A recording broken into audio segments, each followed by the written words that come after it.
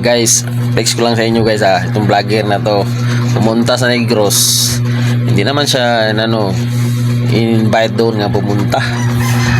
Tapos itong nangyari sa Negros guys, ito grabing baha doon sa Negros. Tapos pumunta yung vlogger na walker. Tapos nadismaya daw siya kaya hindi siya daw na ini-entertain, mukha VIP yata. Tapos nagreklamo siya doon bakit hindi siya ni-entertain sa mga LGU. Paano ba yan kung in-entertain kung ganyan ka ba? Anong nangyari sa Negros? Entertain ka pa ba?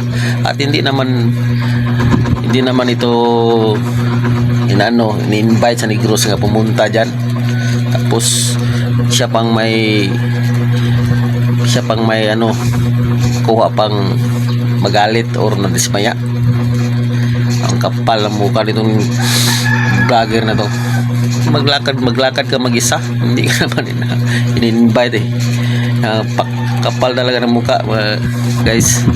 Itong vlogger na to, kapal ng mukha, hindi in-invite dun sa Negros. Siya pang may dahilan nga madismaya o magalit dahil hindi din in-entertain. Sino bang mag-entertain kung ganyan kalala ang nangyari sa Negros dahil sa Bagyong Tino? Ay nako.